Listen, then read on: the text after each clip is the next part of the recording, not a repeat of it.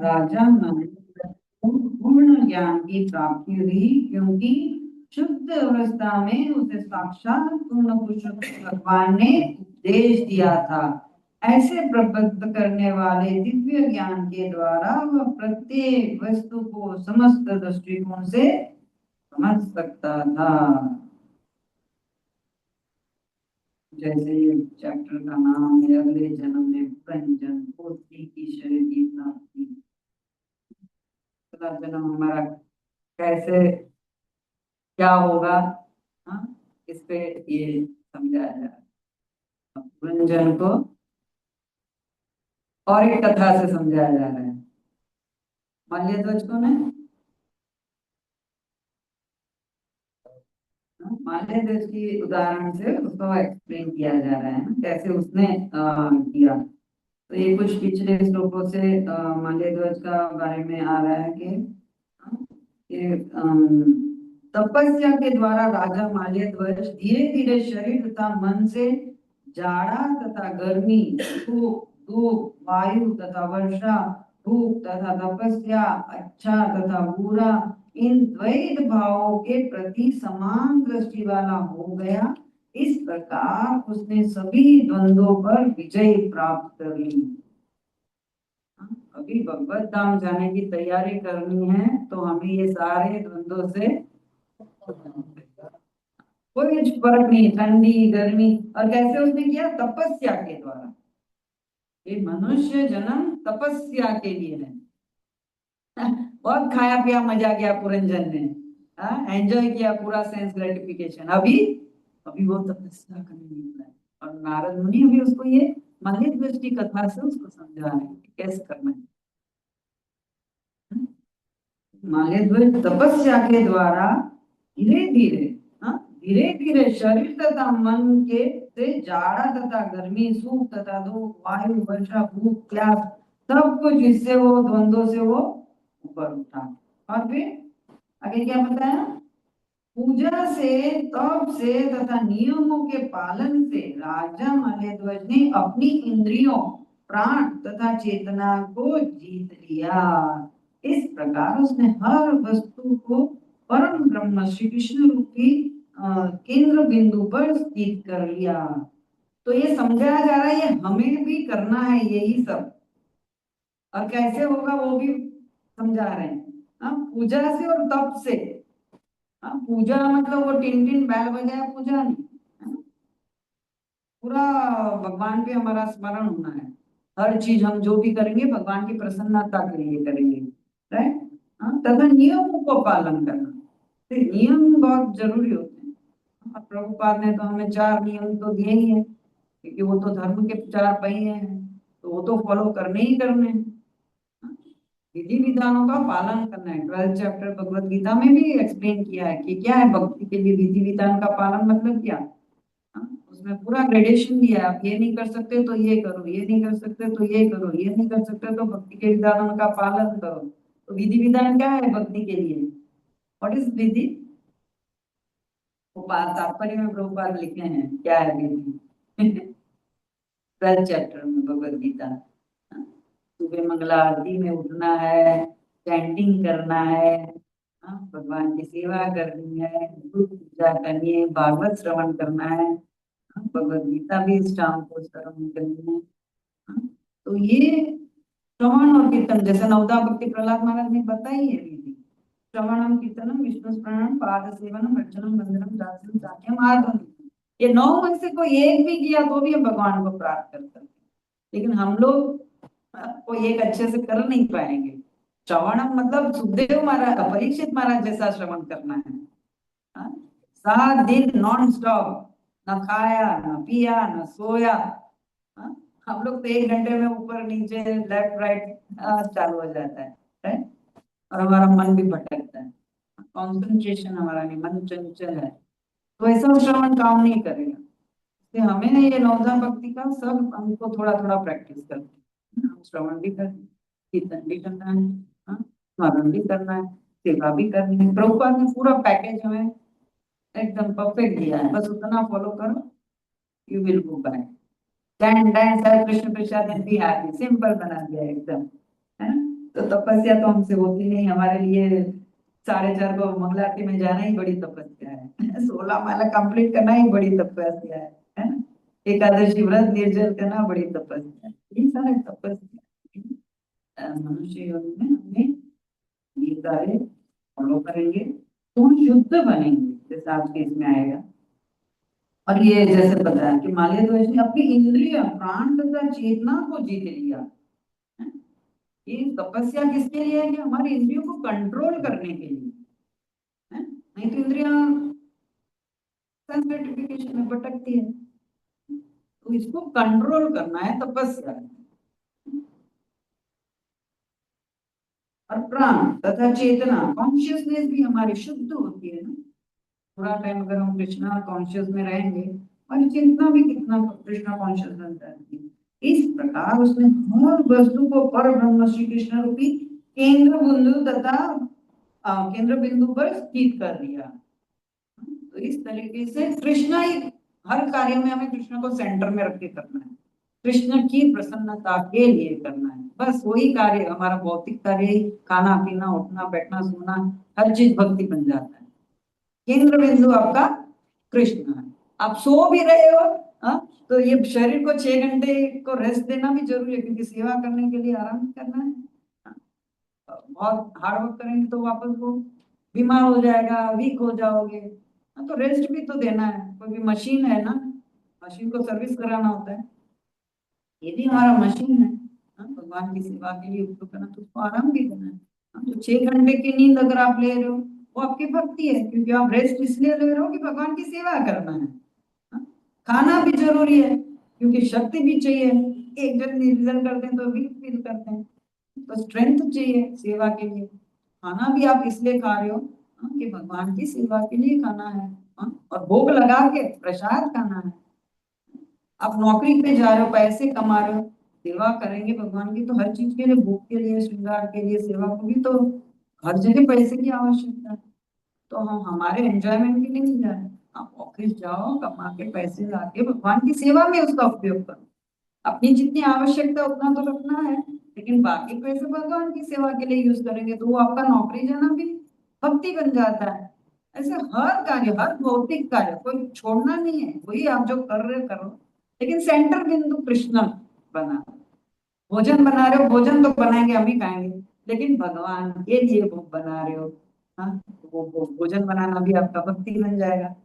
घर की साफ सफाई हम यहाँ करेंगे, क्लीनिनेस इज द गॉडलीनेस। ये घर भगवान का मंदिर है तो साफ सुथरा रखना है, तो आप सफाई का करो तो वो भी आपका भक्ति बन जाता है। ऐसा हर कार्य छोटा, हर कार्य डे टू डे का everything if you keep Krishna in the centre in do, वही कार्य आपका भक्ति बन जाता है। वही है इसने मध्य भजन ने किया। आत्मा और परमात्मा में अंतर कर सकने के कारण राजा माल्यध्वज ने पूर्ण ज्ञान प्राप्त कर लिया। देखो ज्ञान मतलब क्या, व्हाट इज नॉलेज? पूर्ण नॉलेज भगवत गीता में हम पढ़े, आत्मा और परमात्मा के बारे में जानना ये ज्ञान है। हम कौन है, आत्मा, परमात्मा कौन है, भगवान कौन है, उनके साथ हमारा संबंध क्या है, यही आइडेंटिटी हमें नहीं मालूम। हम कौन है? शरीर नहीं, हम आत्मा है, भगवान के अंश है। क्या है आप? जीवे स्वरूप नित्य कृष्ण दास है हम।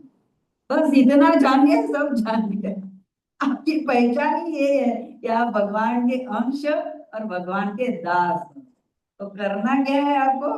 दास क्या करता है? मालिक की सेवा। बस तो जिंदगी भर आपको सेवा करनी है। तो ये आइडेंटिटी नहीं पता ना हमें, तो हम कहाँ से सेवा करेंगे? और परमात्मा के विषय में जानना ही असली ज्ञान है।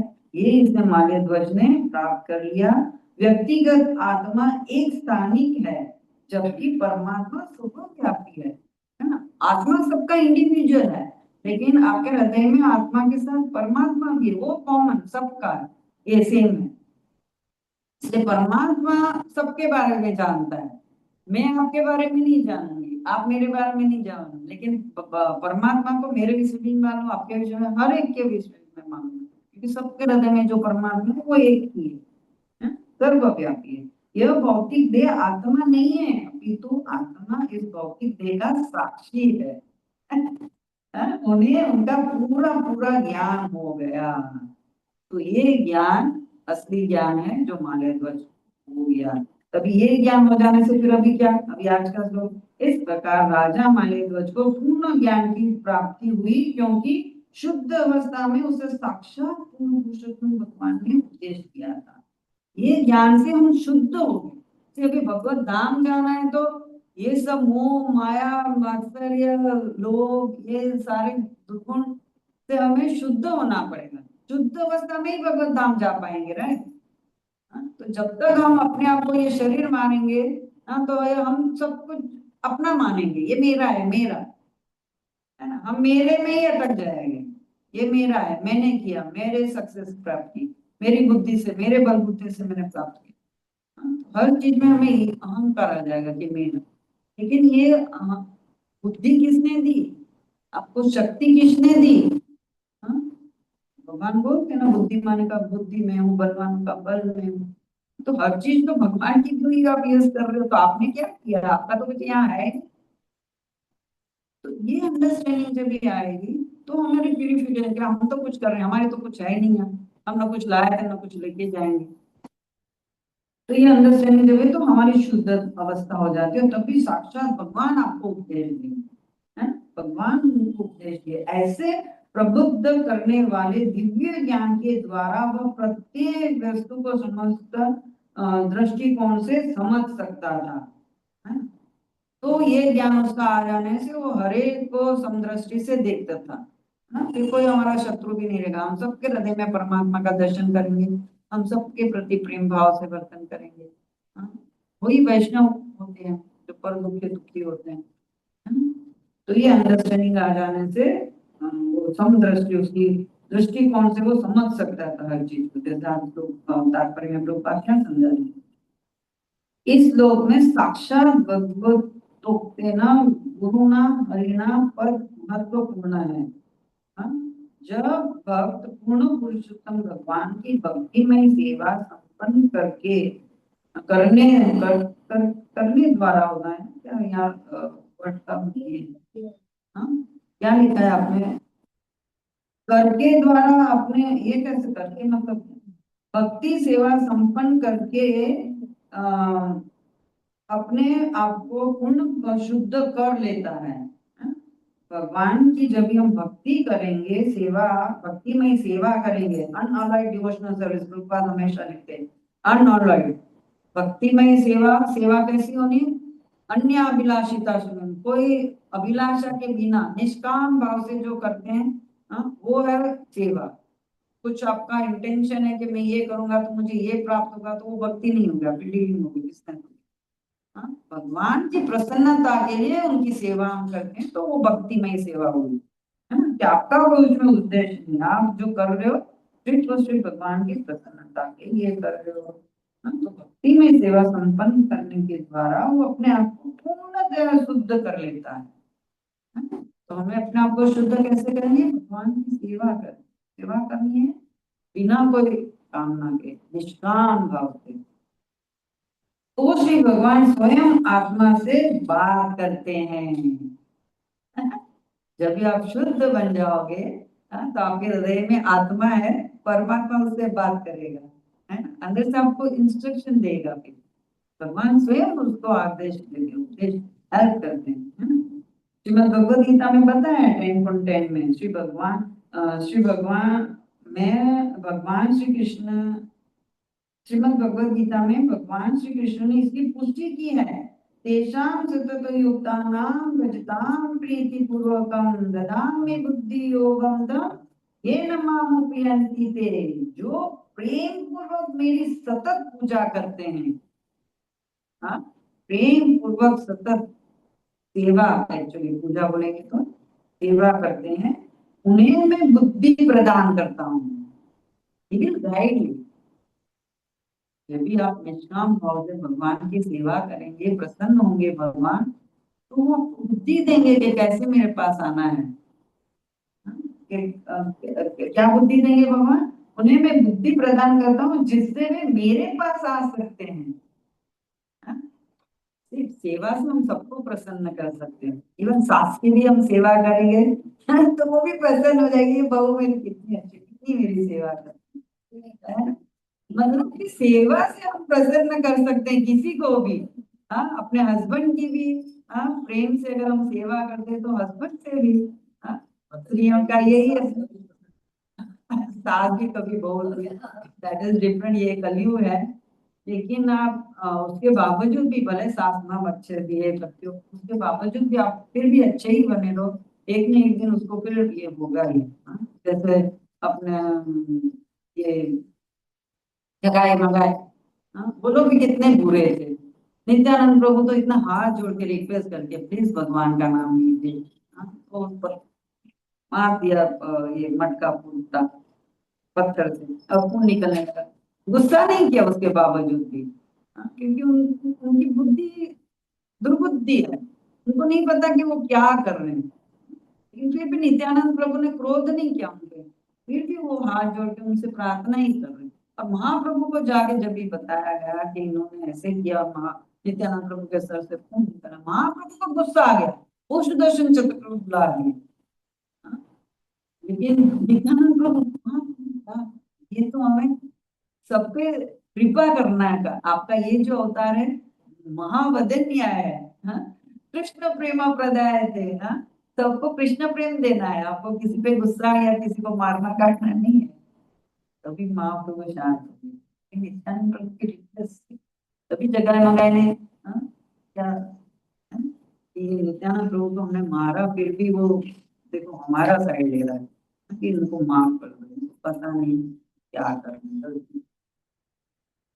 महाप्रभु ने फिर बोला कि मैं नहीं कुछ कर सकता, नित्यानंद करेंगे। तो समझाने का पॉइंट ये है कि हम भले सामने वाला हमें अमान ही ना मान देना, शीर्षाष्टक में भी तो कोई आपका अपमान कर देगा, हाँ? लेकिन हमें उसको रिएक्ट नहीं करना। उसने अपमान किया आपके शरीर का, लेकिन आपको पता है कि आप तो आत्मा हो, तो फिर क्यों आपको बुरा लगना चाहिए। हाँ? कोई गाली देता है, आप गाली लिया तो आपको फील होगा, आप गाली लिए ही नहीं तो आपको लगी ही नहीं। इस कान से सुना, इस कान से निकाल दो, आप रिएक्ट ही नहीं करना है। रिएक्ट करते हैं तो सामने वाला इरिटेट हो जाता है, लेकिन सामने वाला आपको 100 गाली देगा और आप कुछ रिएक्ट नहीं करो, उसको मजा नहीं आएगा। इसको मैं इतना गाली दे, इसको कोई फर्क ही नहीं पड़ा, तो वो भी शांत हो जाएगा फिर। तो एक को शांत रहना है।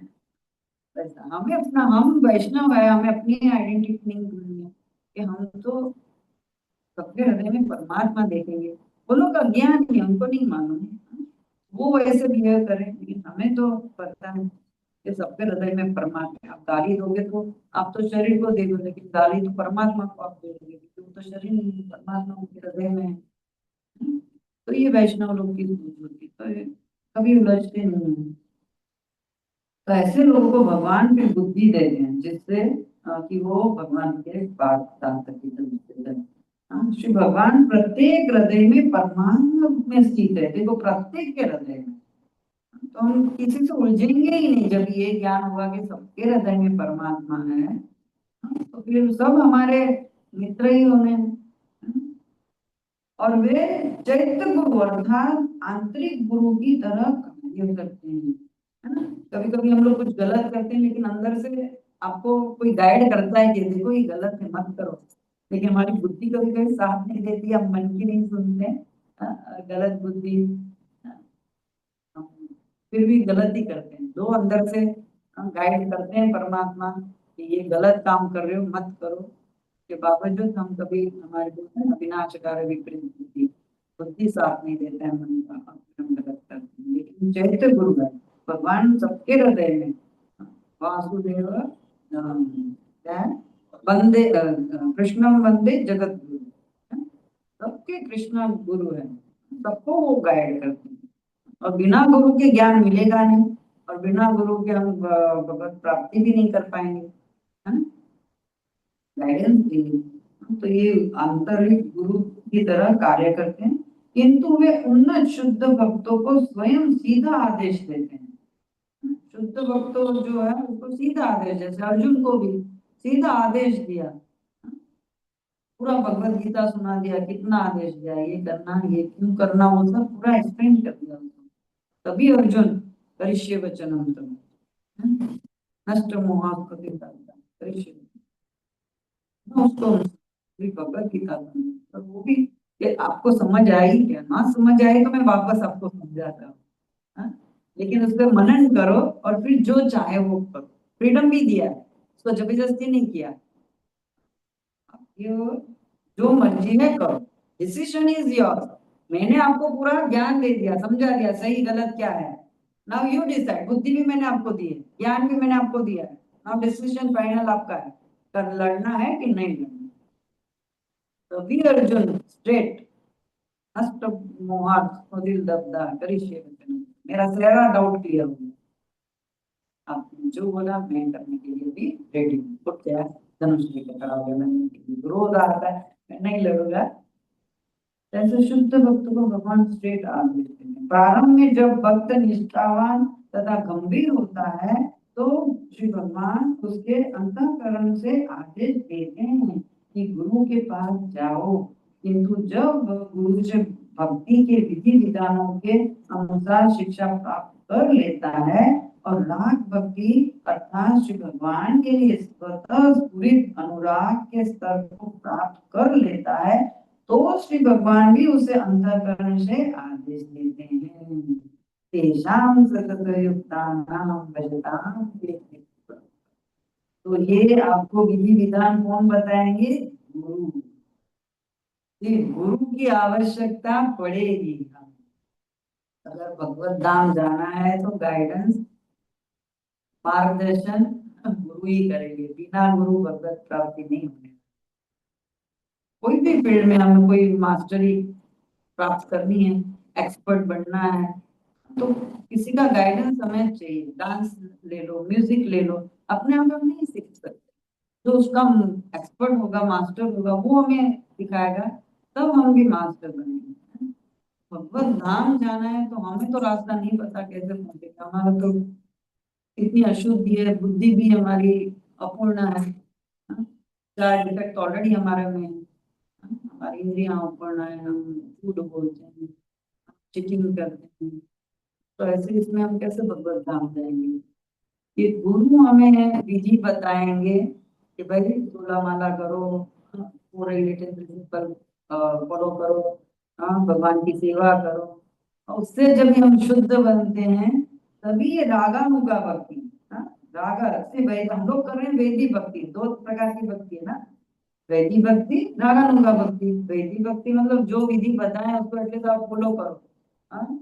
और रागानुगा भक्ति बोलेगा तो वो करते करते फिर स्पॉन्टेनियस, जैसे गोपियों का, उन्होंने कोई विधि नहीं फॉलो की थी, उनके अंदर ऑलरेडी वो क्या बोलते हैं, ऑलरेडी वो प्रेमा भक्ति थी उनमें, पूरी थी वो।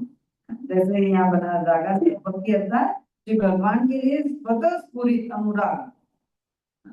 तो ये अनुराग गोपियों में, हाँ, इतना था कि वो पलक झपकती जितना भी विरह भगवान का नहीं सह सकती। वो ब्रह्मा को बोलते इसको तो आंखें बनाने नहीं आई, पलकें क्यों बनानी चाहिए, इतनी झलक झपकती है, हाँ, उतना विरह हम नहीं सह सकती है। तो ये है अनुराग, स्वतः स्फुरित अनुराग के स्तर को प्राप्त कर लेता है। जैसे हमारी भी उस ऐसी स्थिति जब तक हो जाएगी कि हम बिना भगवान के हम एक क्षण भी नहीं रह पाएंगे। जो भी कार्य करेंगे उन्हीं को प्रसन्न करने के लिए करेंगे, उनको केंद्र में रख के हर कार्य करेंगे। ऐसी स्थिति जब है तो कि भगवान भी उनसे अंतःकरण से आदेश देते हैं कि शाम सतति, ऐसे वक्त को भगवान भी गाइड देते हैं कि कैसे तुम मेरे पास आए, जल्दी आए। भगवान को भी वो चाहिए है, ऐसे भक्तों को जल्दी बुला लेते हैं, है ना, शुद्ध भक्तों को। हमारे जैसे पापी लोगों को और सफर करने के लिए रहना पड़ता है, जीना पड़ता है। तो लंबी आयु अच्छी नहीं, अनलेस क्या भगवान की सेवा में हो। भगवान की सेवा के लिए रहेंगे तो अच्छा है, नहीं तो ये पेड़ भी कुछ कुछ ऐसे होते हैं ना, 5-5 हजार साल पुराने खड़े रहते हैं। क्या फायदा इतनी लंबी आयु का, करना कुछ है नहीं। लेकिन फिर भी वो सबको छांव देते हैं, फूल फल देते हैं, ऐसा पेड़ है तो ठीक। लेकिन अदरवाइज लंबी आयु अगर हम सेल्फ ग्रेटिफिकेशन के लिए है तो कोई आयु का मतलब नहीं बन गया है। भगवान की सेवा करें तो भी ठीक है। तो यह विशेष लाभ मुक्त जीव को प्राप्त होता है। इस अवस्था को प्राप्त करके राजा महादेव परमेश्वर के प्रत्यक्ष संपर्क में आया और सीधे उनसे आदेश प्राप्त करने लगा। हिमालय दास भी ये सारा ज्ञान प्राप्त करके शुद्ध हुआ और डायरेक्ट भगवान सकते हैं। तो हमारे लिए भी है, आगे आएगा क्या कर दिया है, तो ये हमारी फाइनल प्रिपरेशन की ये तैयारी हो रही है। फाइनल एग्जाम फाइनल एग्जाम में भगवान स्मरण आने हैं अंतर समय में, है? बाकी अंतर समय में अगर भरत महाराज जैसा हिरण को स्मरण आ गया, या पुरंजन के जैसा अपनी स्त्री को स्मरण करेंगे तो अगला जन्म स्त्री का ही होगा जैसे इसका हुआ। तो स्त्री भी वैसे ही, अगर स्त्री भी पुरुष का स्मरण करते हुए शरीर त्याग के तो उसको अगला जन्म पुरुष का मिलता है, तो उसके लिए वो बेटर है। स्त्री को अगर पुरुष का अगला जन्म मिलेगा तो फिर भी अच्छा है, लेकिन पुरुष जो है और अगला जन्म उसको स्त्री स्त्री का जन्म बोलते हैं, बहुत सफरिंग है, मतलब कंपेयर टू पुरुष। ये तो शक्ति है, ऐसे नहीं देखनी है वो, लेकिन सफरिंग स्त्रियों को ज्यादा है। बाय नेचर वो थोड़ी वीक है, भावुक है, कम बुद्धि है कंपेयर टू पुरुष। स्त्री की होनी को इतना नहीं ये, लेकिन ये बुरा भी नहीं। अगर कृष्णा कॉन्शियस है, प्रभुपाद बोलते हैं ये तो साधारण स्त्रियों की बात है, लेकिन जो कृष्णा कॉन्शियस स्त्रियां हैं वो तो मोस्ट इंटेलिजेंट है। यहाँ भी इतनी देवियां हैं, राधा रानी अनादि शक्ति है भगवान की, दुर्गा माँ भगवान की शक्ति है, एक जगत को वो कंट्रोल करते हैं। तो ऐसे भी नहीं, यहाँ तो बहुत शक्ति है, शक्ति का दान देते हैं सारी माताओं में, इतनी शक्ति है। तो चाहे तो चामुंडा का पति को भी सुरक्षा कर देती है ना, दशरथ महाराज को सुरक्षा के लिए तो वो वरदान मांगा ना, है ना, वर मांगा कई कई वो दशरथ को युद्ध में उसकी सुरक्षा की थी, ये तो वो वरमान ने बोले थे। तभी वो बोली थी नहीं अभी मेरे पास जरूरत नहीं है, जब भी जरूरत पड़ेगी तभी। तो ऐसा स्त्रियां कोई कमजोर नहीं है, कम बुद्धि भी नहीं है, शास्त्रों में तो बहुत स्थिति है, लेकिन जो भौतिक होते हैं उनकी बात। ये फाइनल प्रिपरेशन हमें अपनी कैसे करनी है ये सब समझाया जा रहा है हिमालय में। हमें इस पर मेडिटेट करना है और इस तरीके से प्रैक्टिस में आना है, खाली पढ़ के सुनना नहीं है। तपस्या करनी है, विधि विधानों का पालन करना है, गुरु के आदेशों को फॉलो करना है। ये सब करने से भगवत धाम जाएंगे, अपने बलबूते से नहीं जा पाएंगे। अगर हम सोचेंगे कि हाँ मैं कर लूंगा, नहीं कर पाओगे। ये सब कर पाओगे भक्तों के संग में, ये एसोसिएशन भी बहुत जरूरी है। भक्तों के संग में रहोगे तो शायद कर पाओ, बाकी अकेले में ये थोड़ा ये नहीं है। क्या देश प्रभुपाद की जय, भागवतम की जय।